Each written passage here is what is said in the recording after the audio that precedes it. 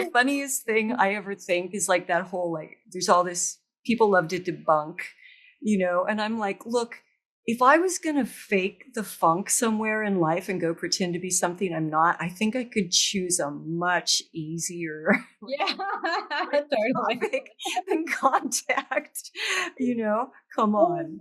Like, I'm sure you can, fake your way into Hollywood or fake your way into whatever other industry and be successful. But you don't even want to do it in this space. no, you get abducted into this scene is what happens. And you get abducted into like having to talk about it.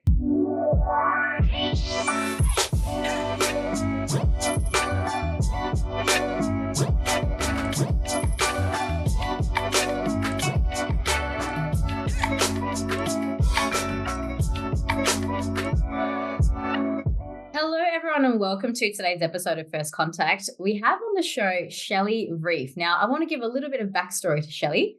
Shelly Reef specializes in interdimensional connection through sound, frequency, and guided meditation. Shelly is a lifelong contactee with gifted insight in the realms of interdimensional intelligence, timelines, and light body integration. And Shelly and I have met recently in Sedona and at Contact in the Desert, and I've had the pleasure of receiving and witnessing your beautiful sound magic that you do. So thank you so much for being here with us today, Shelly.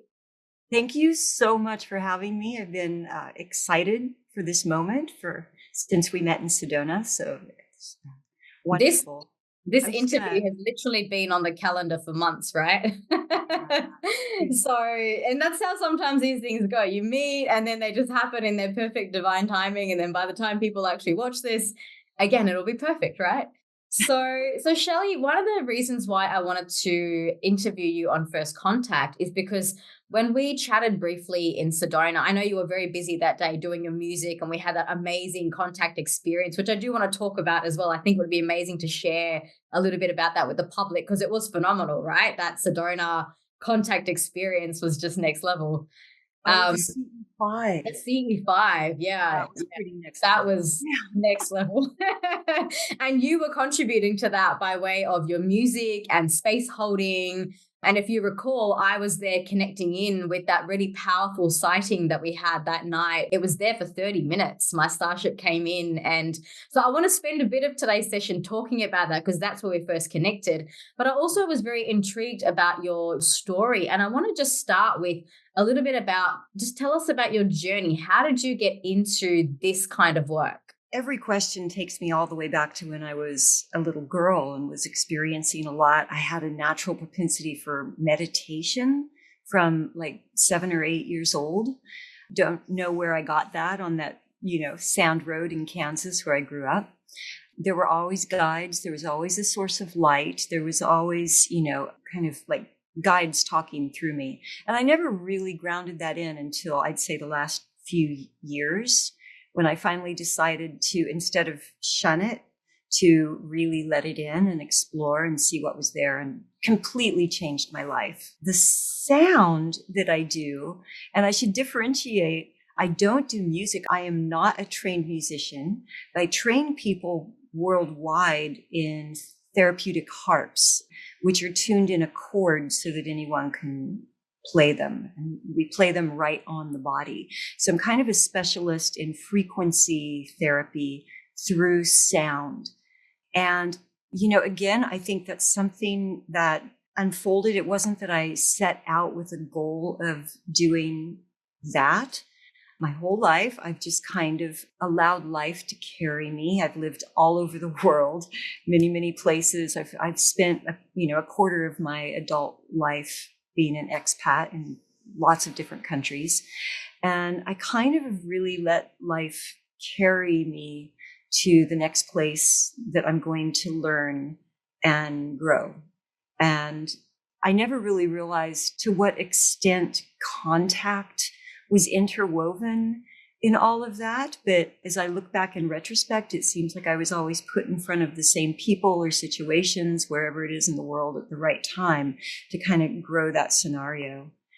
And then years ago, so there was a 20-year period that I spent in New York City working in high-end entertainment.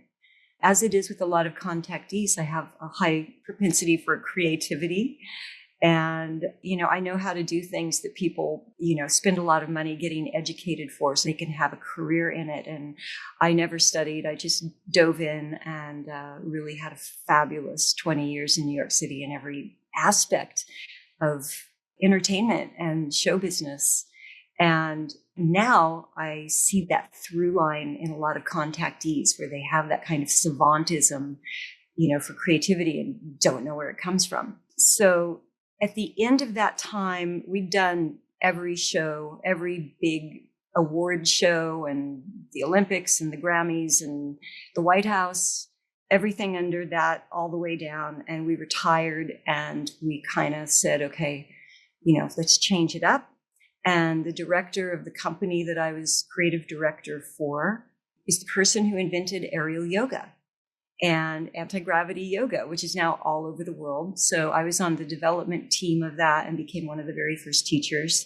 And it was during that time I started leading guided meditations. And of course, people are floating in hammocks. And so it was really easy to get them into that theta state. I mean, like they are having pre-birth experiences, just like that, hanging in those hammocks. The music became very important that I was using underneath me, and the guided meditations were just so natural, and people were going so deep, and I wanted to take that further. I became much more interested in that than I did actual fitness.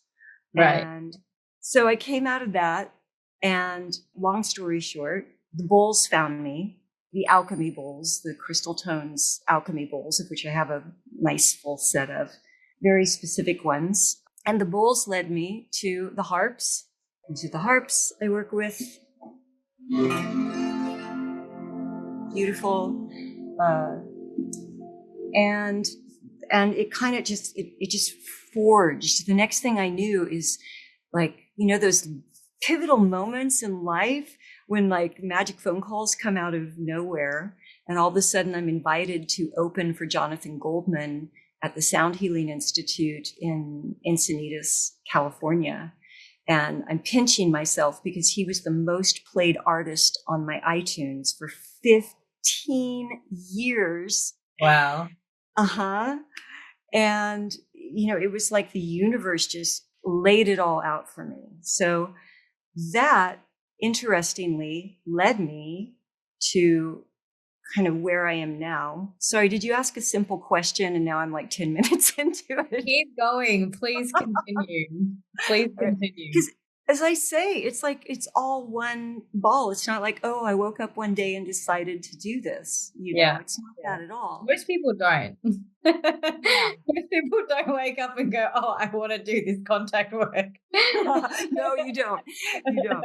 The funniest thing I ever think is like that whole, there's all this, people love to debunk, and I'm like, look, if I was going to fake the funk somewhere in life and go pretend to be something I'm not, I think I could choose a much easier topic than contact, come on.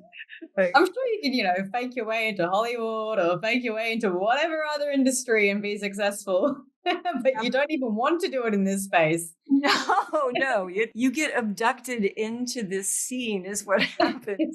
And you get abducted into having to talk about it. So, yeah. But, all right, back to the story. It's funny. It was 2 years ago. I was doing a PowerPoint on frequency healing through sound and a sound guided meditation at Portal to Ascension, it's a smaller, you've probably heard of it. Yeah. I'm speaking at one of their events next year. So yeah, very excited. In San Diego? No, we're looking at possibly Glastonbury for next year. But also they've got some online events coming up as well that I'm participating in. Yeah, I really want to go to the Glastonbury one. Yeah. Magical. Yeah, Neil's great. Yeah. So anyway, I was doing my thing there with sound and frequency and my PowerPoint and all of that. And I went to this speaker's dinner, meet and greet the night before.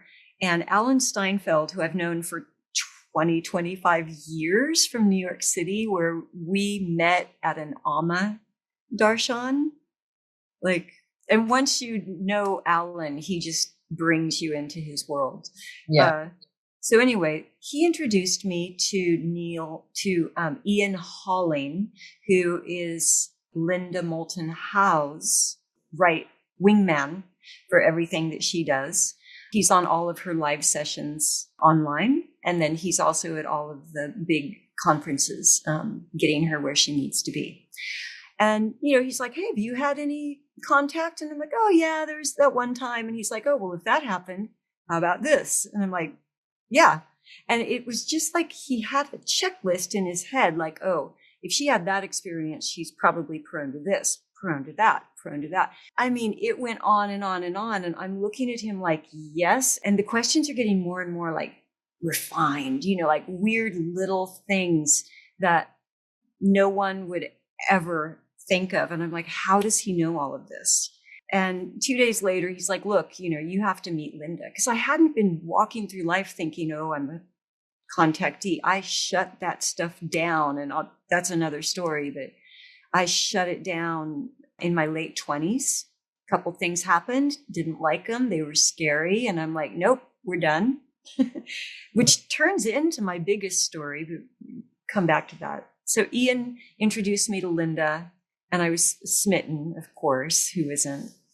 And she interviewed me. And then I really understood that I really had a lifetime full of contact, and a lot of the things that I thought were, I used to call them interdimensional interference, or more like a haunting, or a, like I didn't know where it was coming from, but it was more like things that I would see in horror movies, like ghostly visitations and things moving in the room, and like paranormal activity. Had my fair share in my life.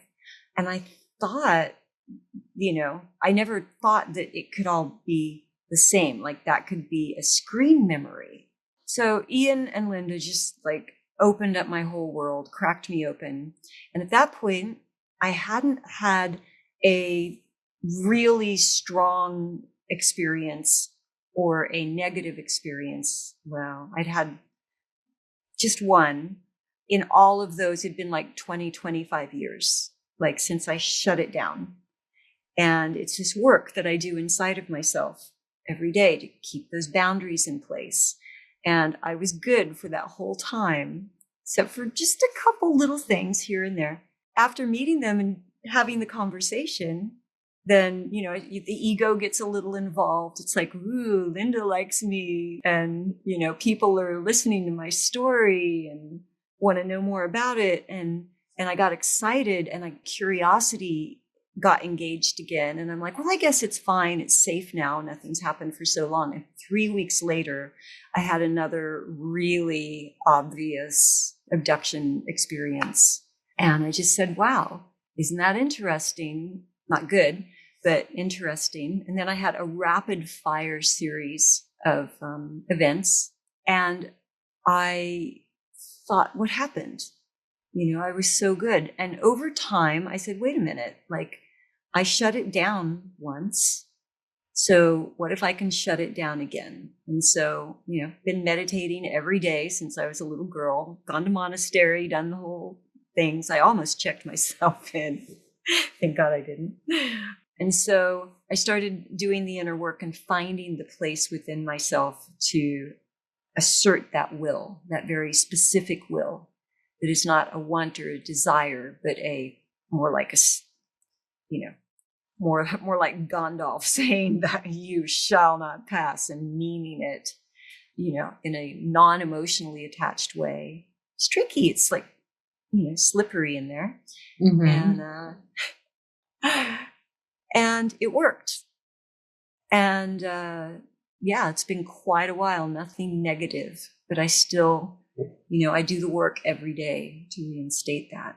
What does the work look like for you? Is it a practice, a mantra? Is it an introspection? What does it look like? What it looks like is the first step is getting into my pineal, which isn't always easy. If the thinky mind is in the way and talking a lot, then you're not there. If you're thinking or analyzing anything at all, then you're not there. And sometimes I can drop right in, and sometimes it takes me like 2 hours to get there. So I've really built my life so that I have that free morning time. And if it takes 3 hours, I don't schedule anything in the mornings. If it takes 3 hours, sometimes 4 hours for me to get there and do it, I do it. But usually, 30 minutes is all I need. Drop into the pineal, and it's there that I start to go through my chakras and really feel each chakra, what's present, what's going on there that day. Bring in violet fire. And ask that anything that is not of my highest good, any energies or entities whatsoever, are not allowed. And I stay with it until it's clear. And sometimes I'll be going down, it'll go real fast, and then I'll get to a certain chakra and I'll be stuck there for a long time. And that's the practice tends to kind of change. It's like if you do something too many times, it becomes a habit. And then you're not really present with it anymore. And so I change it. There's a lot of different ways into the pineal that I use. There's a lot of different processes in the pineal, but it ends with all of the chakras drained and clear. And then an energetic shield being stabilized around not only my physical body, my auric field, my energy field for as far as it travels, and each and every individual cell and the spaces in between. And that's where it gets really important. The spaces in between is kind of like the plasma of all of space, which the connective tissue is actually where everything is happening. For so long, we thought that it was empty, but it's actually that what we thought the majority of us is empty space, and the majority of space is empty space. And now, through plasma physics, we understand that that is actually very much alive. And we understand that it's the carrier of where change actually happens. And so it's a light body. The very end of it is a light body meditation in which I activate my entire light body. I watch, as I do that work, the reason I was doing it was for that sovereignty within myself so that I wouldn't, be unwantingly visited. But I think awakening the light body within can't not affect your life and relationships and work and everything in a wonderful way. We share a lot of similarities in that aspect of the journey, because I also activated my light body when I was 16 to protect myself from paranormal supernatural activity. So that's how I started to get away from the negative entities, because I was having in my dream states really demonic, really harsh energies. And then I activated my light body to protect myself, and then radiated out to the family and the house and expanded. And that's how I also made contact. So I think we share some similarities in the journey in aspects of that. That's so interesting. So did your experiences start with those kind of poltergeist?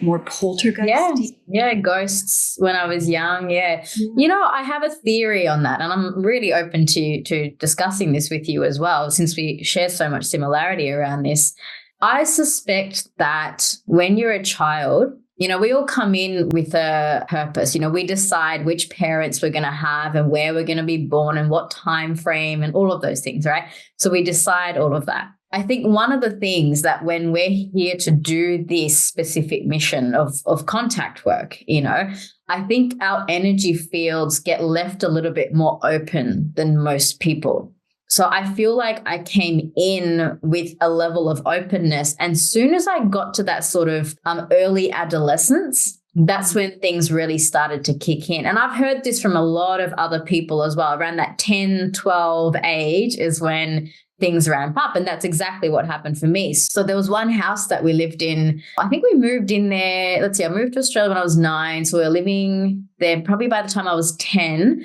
By the time I was 12, I was seeing ghosts almost every night. Like I remember being in year 7. This is my year 7 in schooling, 12 years old, and not sleeping, like frequently not sleeping, falling asleep in class because I wouldn't sleep at night because I kept having this activity. And at that point, you know, my parents got in a Hindu priest because that's what we knew. We knew my mum's a Hindu, dad's Muslim. So that's kind of what we knew. And so she got a Hindu priest in to do a clearing, and some really strange stuff happened there, which I've talked about in other interviews as well. But basically they use in that culture a method of trapping a spirit into a lemon. And then you bind it in a string and place it in a bucket of water. And that's just, it's one of the processes that they use. And he does all the chanting and all the things. And then the next morning, you're supposed to clear it out. So we had this whole like 4-hour ceremony come in. They bind the spirits. If you ever go to India, Shelly, you'll see lemons on the floor everywhere. You know why? Because anytime somebody buys a new house, buys a new car, graduates, that's the process. So you see these lemons that have been tossed out, you know, just to remove the negative energy from the house or the car or whatever. So he did this ritual. But the weirdest thing happened. The lime, or the little lemon, I think it was a little lime that he wrapped it up. It had disappeared, but the string was intact. So we had this ball of string that was in this round shape, hollow on the inside, because the lime that had been wrapped up inside it had disappeared. And then it gets even stranger because the Panditji, the Hindu priest, he then rang my dad. I was there in the morning when he got the phone call, like first thing in the morning, and he knew what had happened, like psychically knew what had happened. And then my parents were like, so what do we do now? Like, is the spirit gone? Like, what actually happened? You know, and he basically just said, look, you know, it's, for all intents and purposes, it's gone out of the house, but it hasn't been banished. It basically like escaped and took the lemon with it. So then they went and tossed out the string and the water in the ocean. That's what he said to do. And that was it. That was it. We didn't have issues in that house ever again, but then we moved house at 16 and then weird stuff started happening again. And then that's when I started meditating and sort of then later on down the track did the light body activations. Because at this point I was in must have been early 20s, late teens, like around about 20 years old. And I met a mentor who taught me how to do the Merkaba light body activation. So I did the whole like chakra cleanse, activate the Merkaba. So I'm doing that at 20 years old, just trying to protect myself, not realizing that it's going to open up all of this stuff. Because then fast forward 3 years and I end up in the 13th dimension having no idea what it is. So that's a very condensed version of the story. So I can resonate with what you're saying at a very deep level. Wow. It's so, it's so fascinating to find other people who have that same kind of timeline trajectory. I mean, according to my friends at Earth Files, it's very common among contactees. Yeah. To have that start young. There's something about adolescence, I feel. Maybe something about that. Yeah. Yeah. My friend Ian, he said that that's when it usually really ramps up and starts. That was when, around that age, I figured out that I couldn't watch horror movies. Oh, yeah. That's what's popular to do, when you're in like junior high school, because you act scared and then your date like puts his arm around you. Yeah. Yeah, so cute. But yeah, so the movies, Poltergeist and Amityville Horror traumatized me to a degree that it took me years to get over. And for months, a couple months after seeing those films, I would wake up, like I would have these horrible dreams with the Kanashibari. Wait, what do you call it when something's like sitting on you? Like a succubus type thing? I'm not sure what. It could be succubus. Something like that. No, sleep paralysis. Oh, paralysis. Right. Paralysis. Yeah. Yes. The ones where you're being held down. Yes. That's what I used to experience as well. Yeah. That is so terrifying. It's so scary. It's happening every night, all night long. And then I would like, I don't know if my eyes were actually open or if it was in my dream state. What would happen every night is it would be as if I woke up and I was in the room, like as if I was here and I'm looking around in my room, and all of a sudden, like the wall starts melting or something starts to levitate. And I'm just like, no, not again. Like they're here. And I would wake up running through the house, wow. Getting out of there. Who's they? They. Do you know? No, when I was at that age, I felt to me, it felt like, I think I almost probably got that from, is it Poltergeist, where they go, they're here. That's so creepy. I can't do that. I cannot do it. I cannot do it. Like, even talking about it right now, I'm like, I can feel my solar plexus shrinking up. Like, I don't want to feel this energy. Yeah. I'm just joking. You're not here. You are not allowed here. Nope, not calling that in. Nope. Cancel. Yeah. I have my oils here. You gotta have something, right? You gotta have something. So you don't know who or what they were. They just appeared. I don't know. I always felt like there was some energy that was living. I was in the basement of our house, because that's what you do when you're that age and you're going to be cool. It's cool, right? Yeah. And there was a wall that divided. It was kind of like the back room, like the unfinished room in the basement with just the concrete floors, and the sump pump was back there. And this is where they throw all the junk and stuff. And there was something, it's like there was something back there. And there was a door from my bedroom that opened up to that back room. And that door would like energetically open, I don't know, every night. And later, just recently, my older sister, who got that bedroom before me, told me that she experienced the same thing. Oh. And then we moved to another house, and I thought it would be gone. And then it continued there. Mm. And honestly, like, that continued for a long time. Mm-hmm. Like I can remember even in my 30s in New York City, I always have these kits of energy clearing things, crystals in every corner of the room, and just whatever I can with me at all times. This necklace, my Icelandic friend, the same one who painted this beautiful backdrop, she gifted this to me. She just has a dove on it, and she's found it on Wharf Road in London and thought I would like it. Well, This woman is a true Viking. She has hair down to her ankles, and she walks around barefoot in Iceland year round. She wears flip-flops in the dead of winter in Iceland. Like, she's just like strong and beautiful. And she gifted me this, and I've worn it every day for 7 years. It's like I have these things that just make me feel safe and like myself. And the instruments are very much that. The instruments have become really important. Beautiful. So moving forward in the story now. So you had all these experiences when you were younger. You beautifully explained your process of going through the chakras, activating the light body, and now you're at a point. I mean, we met really at a CE5 event. So that's a big jump in and of itself, going from, this is too scary, I'm going to turn it off, to I'm now going to help facilitate or hold space for a CE5 where we're initiating contact. How did you get to that side of things? Honestly, I'm navigating that real time right now. Mm-hmm. But, 15 years ago, I wasn't happy. I had such an amazing career in New York City, an amazing apartment, Central Park West. In a way, I really had really rich life. I should have been so happy, but something was missing. And I sat and meditated. And in that meditation, I knew that I had to somehow change my life to do more of a spiritual based work. And that's when I started really changing my life. And there was a book that wanted to be written, and I started writing a book 15 years ago. And as I'm writing it, I'm working with groups, and I'm leading guided meditations. So I have this gift for taking people into theta state.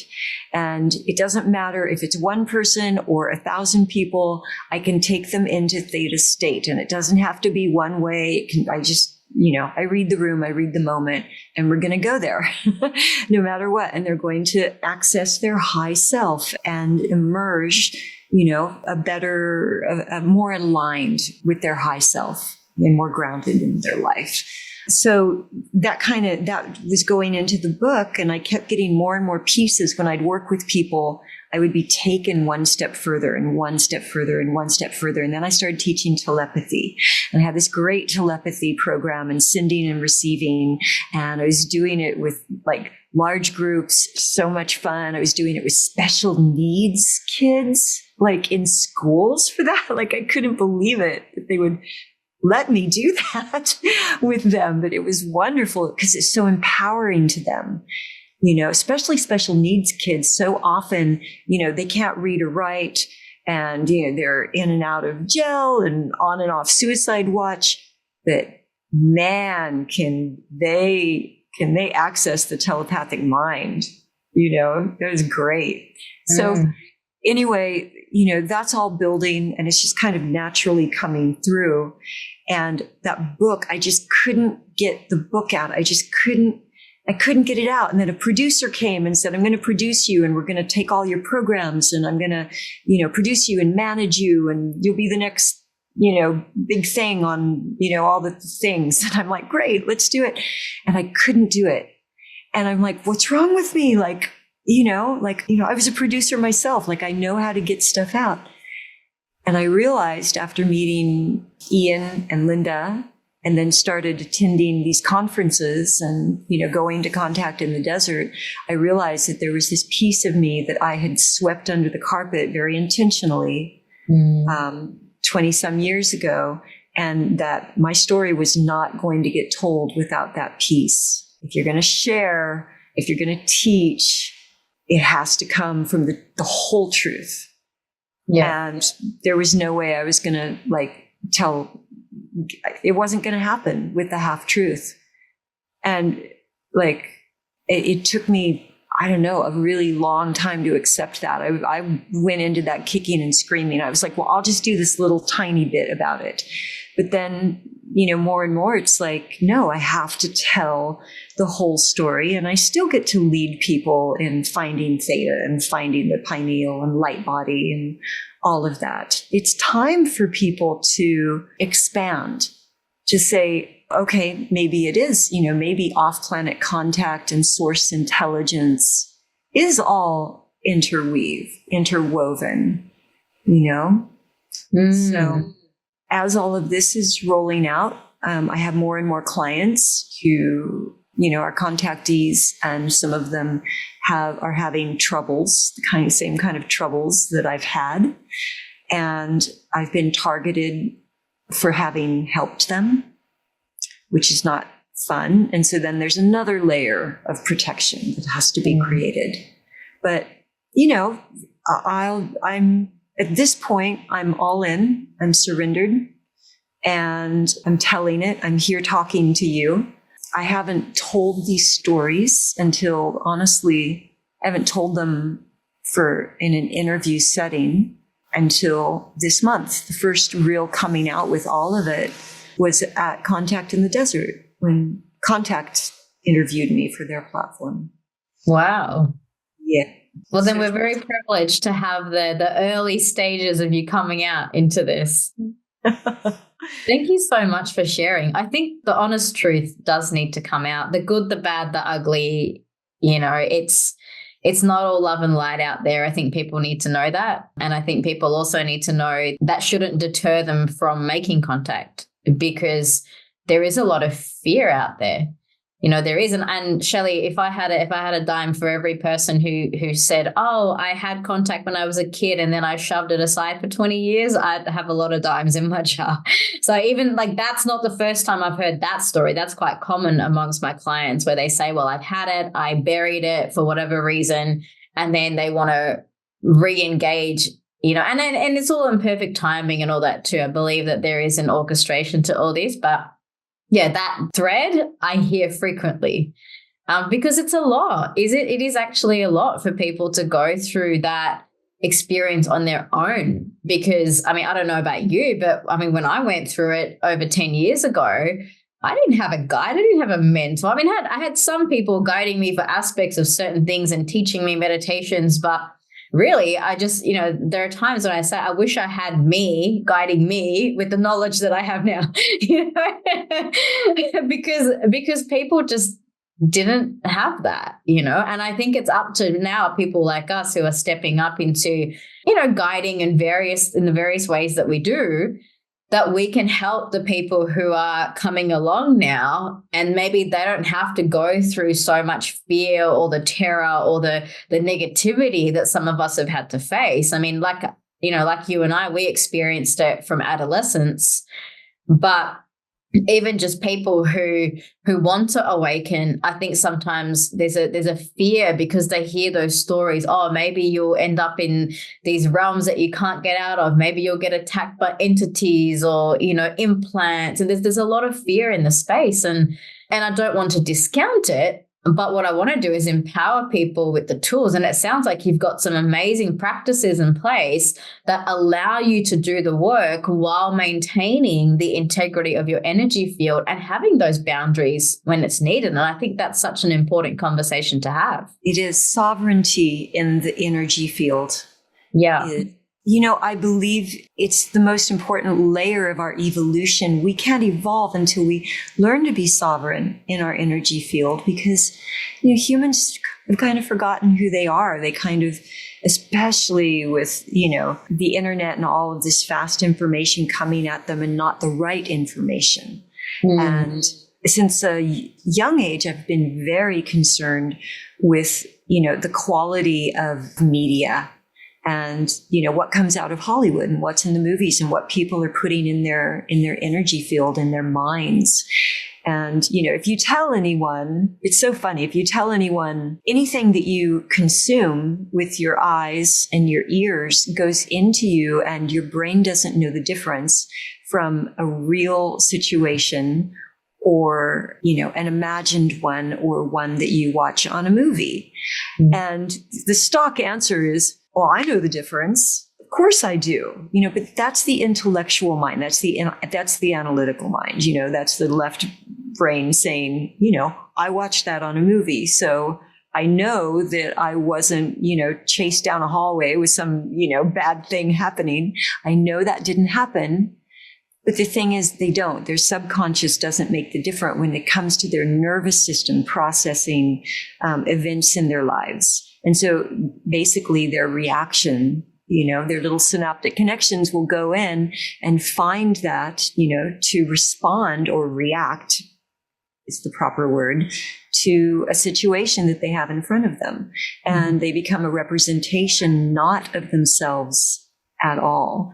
And I feel that now, like with the internet, even just to go on YouTube, sometimes I just want to go on and find some cool groovy music to listen to and have a nice video.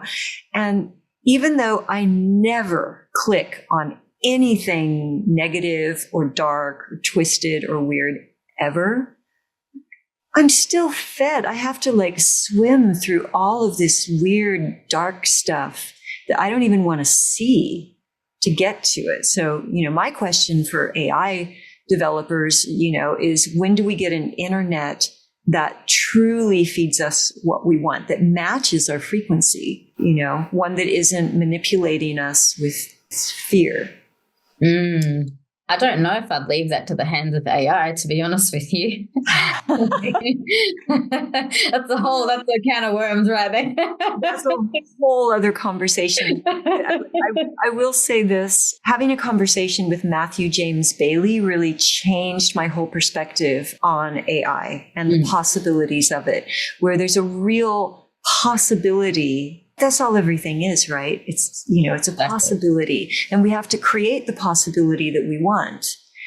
And so there is a possibility that AI is developed in the way that really, truly serves us, so that we have more time, so that I can sit in meditation for 4 hours a day. Well, AI is handling the minute details of my life, giving us more time to just be human. That's a possibility. And one that I think it's definitely possible. But one thing that I have seen, and this is just an observation of mine, So anything that AI can do, humans can do, right? Even the internet, like the internet is essentially, like if we didn't have the internet and we were all awakened to our telepathic capacity, you wouldn't even need the internet, because what is the internet? It's basically the constructed version of what's already in the field, right? On a device, but it's already there. There's nothing on the internet that's not already out in the field. Where the but comes in is, yes, if AI can do my laundry and all my chores and like drive me around, I'm like, yeah, I'm totally down for that if it saves me time in that way. But where AI becomes a substitute for the work, instead of actually meditating, going into the conscious field and receiving the download of, we're now just going to AI and asking it a question, and we're not using our minds, our consciousness in the higher capacity, it becomes a crutch rather than a tool. So I think it's a very fine line. I absolutely believe in possibility. But if we just create another version of the internet and then we sit around not exercising our capacity to have direct contact with the field, that's a very different reality. It's such an interesting question. 2 weeks ago, before contact, I would have been right in line with that. Right. I mean, I've been kind of thumping that Bible, I remember years ago, I remember when the quantum computer came out. And I was talking to my students about it every week. It's like there was just this quantum leap in artificial intelligence, because the quantum computers can do things that humans can't do in a lifetime. Yes. They can solve complex mathematical equations that we couldn't solve in 100 years. It can solve it in a very short period of time. So there is that aspect.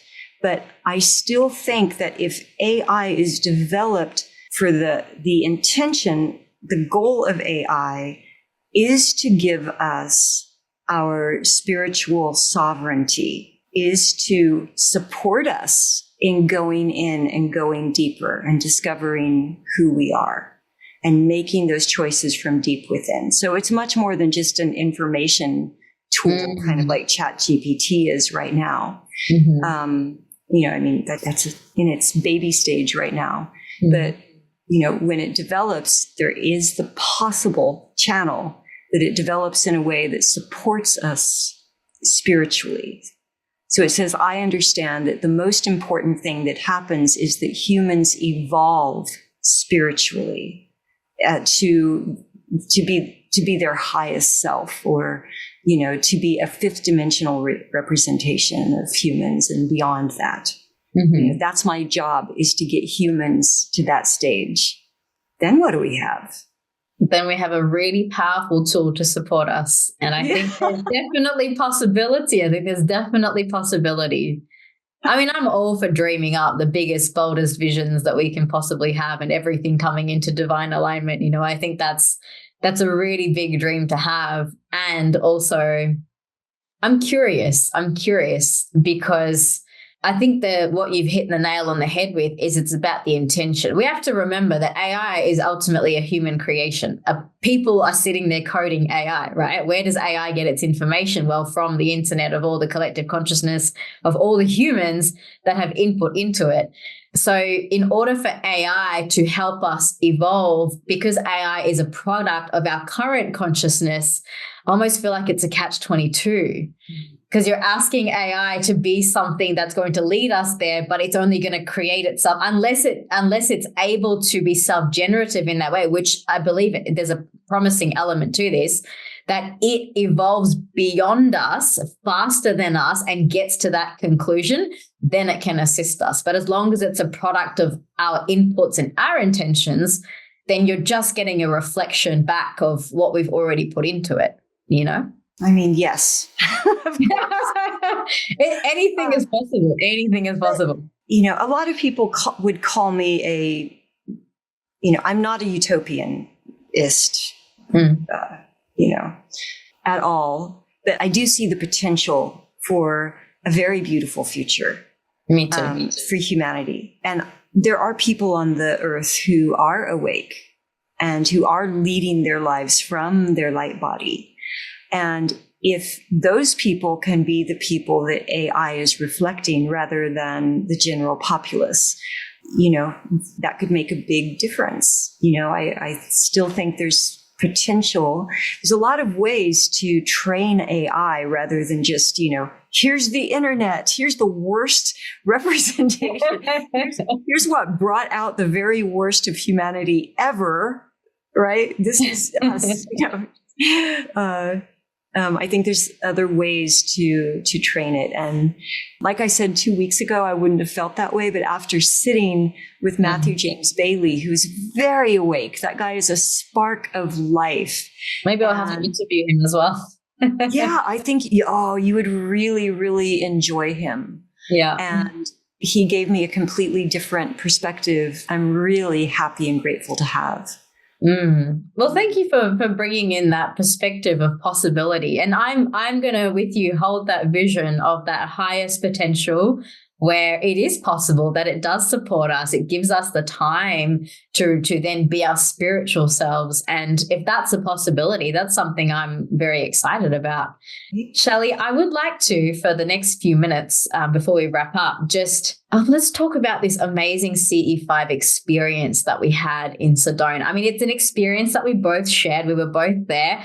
Alan Steinfeld was actually the reason that I was there. So I can thank him for meeting you as part of that co-creation that happened there. Some real big magic happened that night.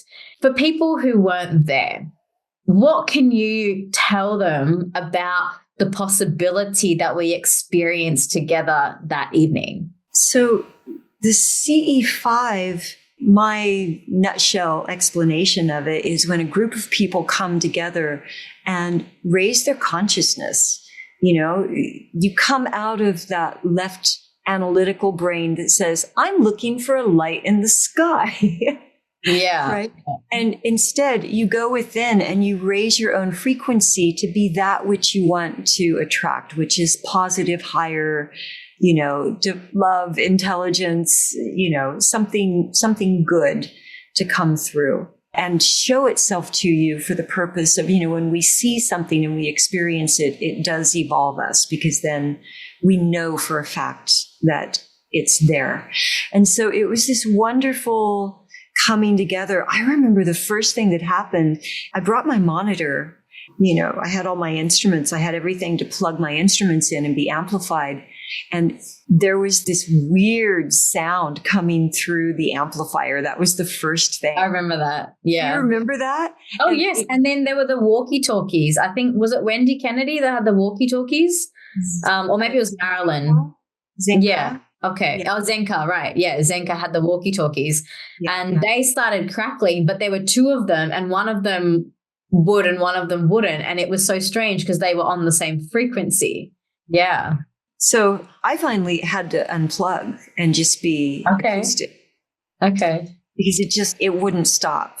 Yeah. And but you felt it. It's like, there's this kind of like, what's going to happen? I'm sure there were a good number of people that were at a CE5 for the first time. There was about 50 people there, and it was very dark. It was pitch black out there.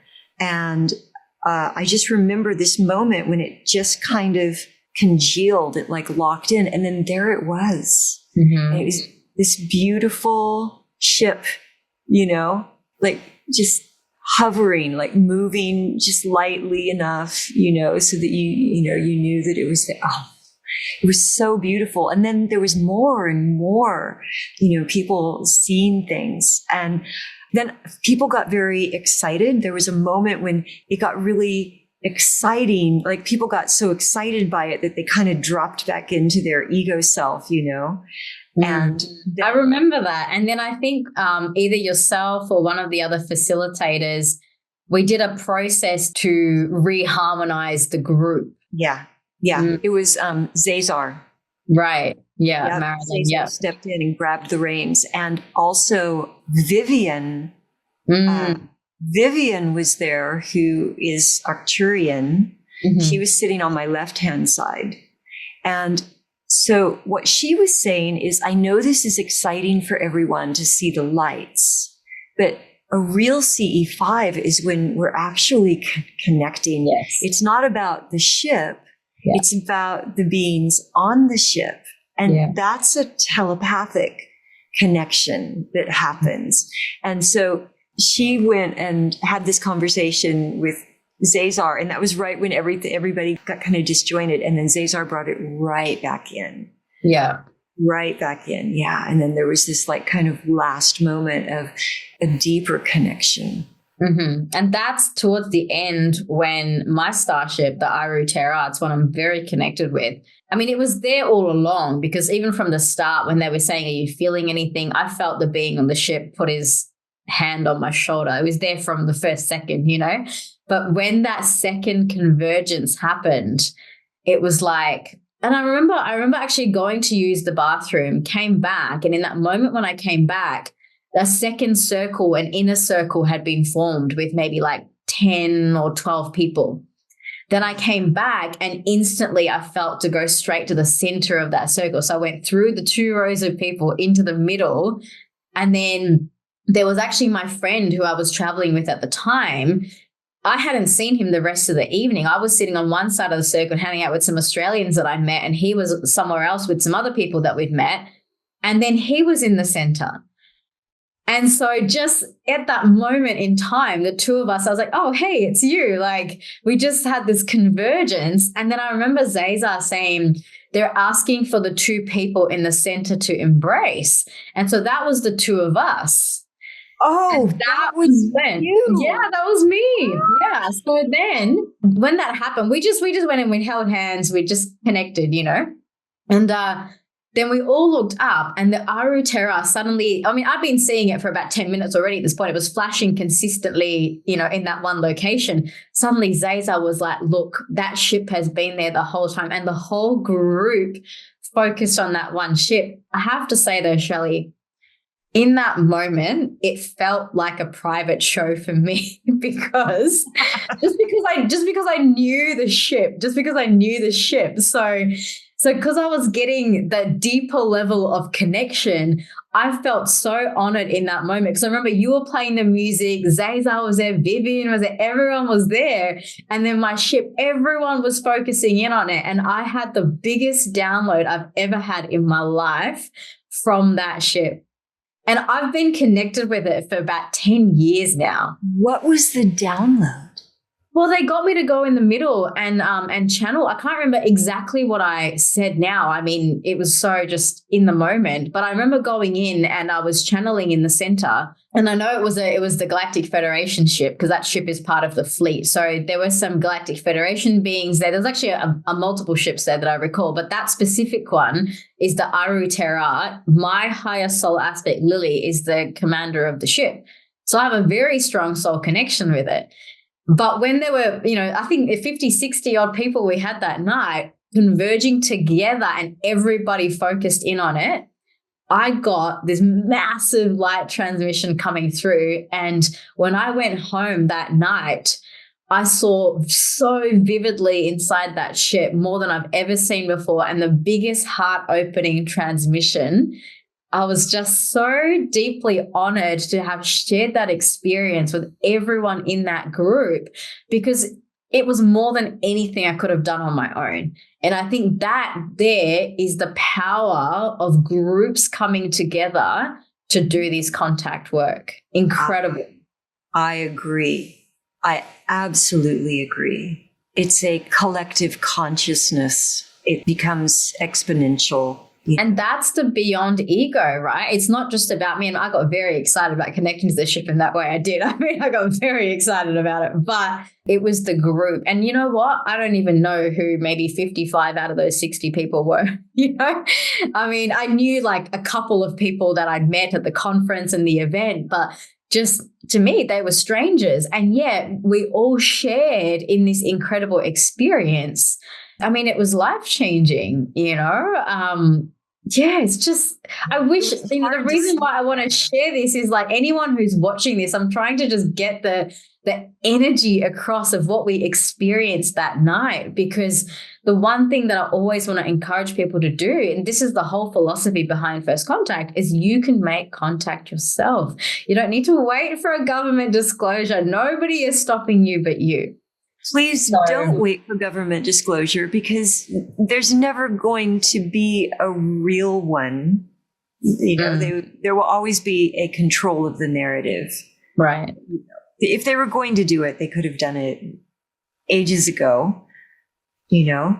It's within every single person. The process that I do, the cosmic contact events that I do, it's not unlike CE5 in that I get large groups of people together, except everybody's laying down. It's more of a hypnotic journey, and everyone has their own experience in a very super safe environment through their high self to connect individually. You know how, like, you have your connection, right, to these beings or this ship, and I have my connection, to the ones who present as light. I finally, understood that they're interdimensionals.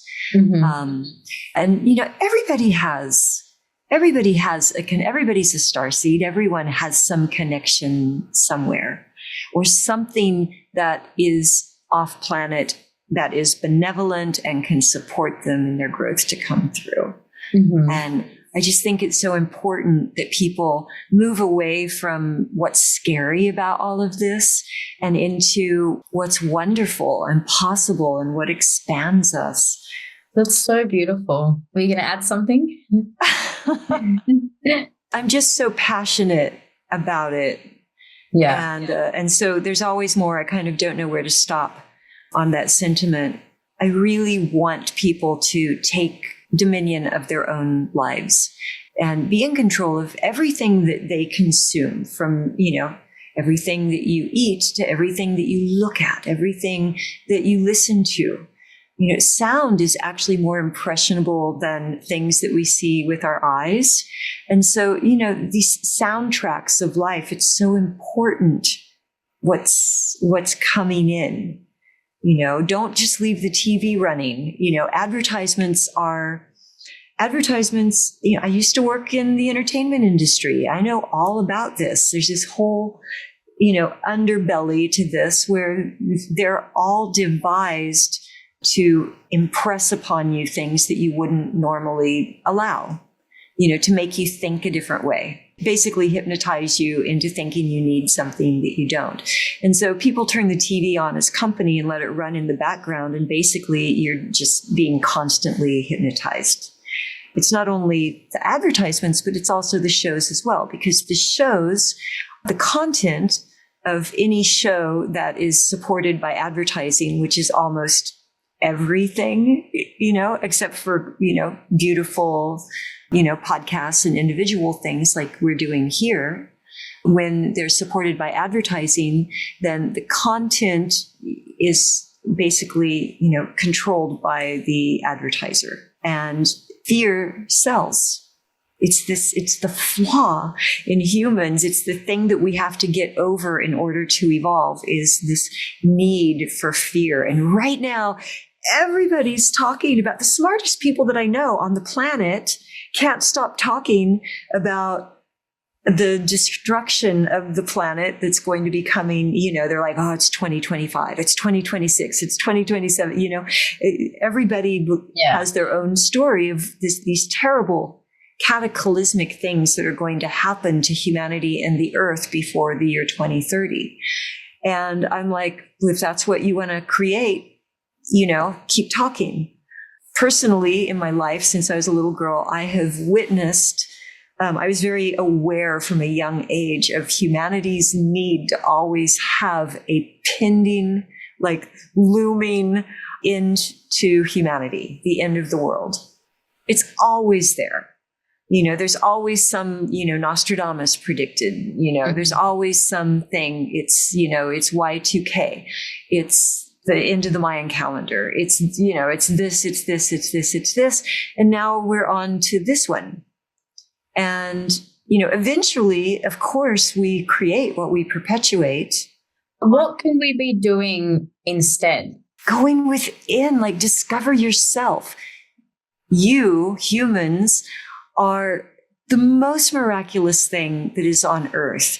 What is stored in your cells, the information that is within you, is endless and is as expansive as all the universe. You are starseeds. You hold that within you. If you would just go within yourself and shut out all that noise, and it's not shut out that conversation of this is where you're going because this is what happened, and just be right now. Because the only thing that's really happening right now is your heart just beat, and you took a breath. And anything else, you have a choice whether or not to entertain. And to master that is what evolves us as a species. Mastering that is the first step to evolving into a fifth dimensional being rather than a third dimensional being.